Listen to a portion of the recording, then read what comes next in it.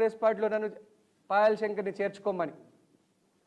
నువ్వు మోకాళ్ళ మీద యాత్ర చేసినా, తలకిందుల తపస్సు చేసినా కాంగ్రెస్ పార్టీలో నిన్ను చేర్చుకోము అని అధిష్టానం తెలియజేసినట్టు మాట వాస్తవం కాదా?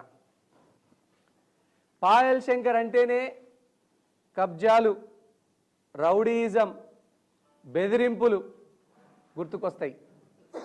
కంది శ్రీనివాస్ రెడ్డి అంటే అన్నదానం, ప్రజాసేవా భవన్, ఎవరికి లొంగని మనస్తత్వం, ప్రజల పక్షాన నిరంతరం పోరాడటమే గుర్తుకొస్తుంది.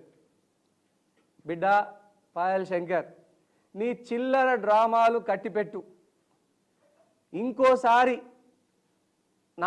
నా పార్టీ కార్యకర్తల మీద కానీ, నా మీద కానీ, మా ఆఫీసుల మీద కానీ దాడులకు తెగిస్తే ఆదిలాబాద్ ప్రజలే నీ మీద తిరగబడి కొట్లాడతారు బిడ్డ. ఏడాది లోపే తెలంగాణ మొత్తంలో వరస్ట్ ఎమ్మెల్యేలు ఎవరిని సర్వే చేస్తే ఫస్ట్ పేరు పాయల్ శంకర్ పేరే వస్తున్నది. ఇది నాది కాదు, సర్వే రిపోర్ట్లను మీరు ఆధారంగా చేసుకొని చూడండి. పాయల్ శంకర్ యొక్క భూ కబ్జాలు తెలంగాణ అంతటా ఫేమస్ అయినాయి. ఎవరెన్ని కుట్రలు చేసినా ఈ ఆదిలాబాద్ నుంచి రౌడీయిజాన్ని, కబ్జా కోర్లను తరిమికొట్టి క్లీన్ ఆదిలాబాద్గా, అద్భుతాల ఆదిలాబాద్గా మార్చేంత వరకు నేను ఇక్కడనే ఉంటా. ఈ దొంగల భరతం పడతా. మా లక్ష్యం, మా ముఖ్యమంత్రి గారి లక్ష్యం, కాంగ్రెస్ పార్టీ లక్ష్యం ఒకటే. మేమంతా పేదల పక్షం, సామాన్యుల కోసం ఎంత దూరమైనా వెళ్తాం. పేదలకు అన్యాయం జరిగితే, మధ్య తరగతి ప్రజలకు అన్యాయం జరిగితే మాత్రం ఎట్టి పరిస్థితుల్లో సహించేది లేదని మీడియా మిత్రుల సాక్షిగా నేను ఆదిలాబాద్ సమాజానికి, తెలంగాణ సమాజానికి తెలియజేస్తా ఉన్నా. ఇక పాయల్ శంకర్ భూ కబ్జాల దండకం ఇక చదువుతా వినుర్రి. రాస్తే రామాయణం అవుతుంది, వింటే మహాభారతం అవుతుంది, అంత పెద్ద కథలు అవుతాయని. ఈ భూ కబ్జాదారుడి యొక్క భూములు ఎన్ని కబ్జా చేసిందంటే, పాయల్ శంకర్ చెర నుంచి భూములు విడిపిస్తే దాదాపు 35,000 మంది పేదలకు, గరీబోళ్లకు ఇళ్ల పట్టాలు ఇప్పియచ్చని ఆదిలాబాద్ ప్రజలు అంటున్నారు. తప్పకుండా పాయల్ శంకర్ చెర నుంచి ఈ అసైన్డ్ భూముల్ని, ఈ ఎన్ఓసి పేరు మీట దారుణం చేసినటువంటి భూముల్ని గరీబోళ్లకు పంచడమే నా లక్ష్యం.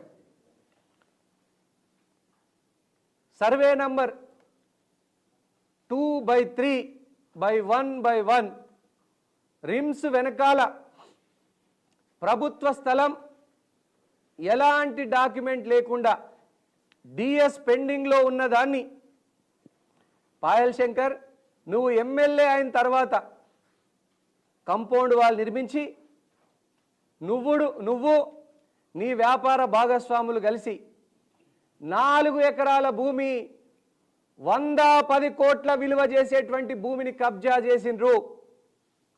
దానికి ప్రత్యక్ష సాక్ష్యం, ఆధారాలు అన్నావు కదా, ఆధారాలు చూపిస్తున్నా, చూసుకో పాయల్ శంకర్.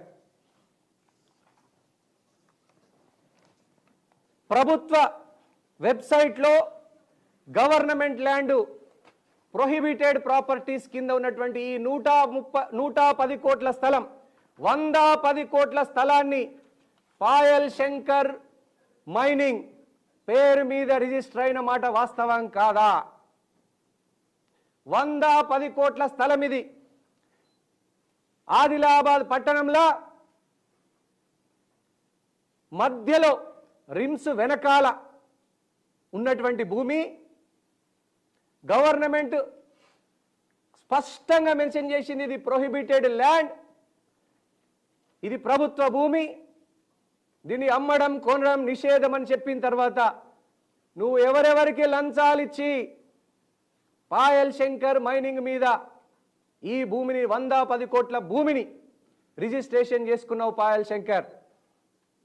ఈ పేపర్లన్నీ కూడా మీడియా మిత్రులకు ఇవ్వడం జరుగుతుంది. చూడండి పాయల్ శంకర్ యొక్క భూభాగోతం. 110 కోట్ల స్థలం పట్ట పగలు మిట్ట మధ్యాహ్నం పాయల్ శంకర్ మైనింగ్ మీద రిజిస్ట్రేషన్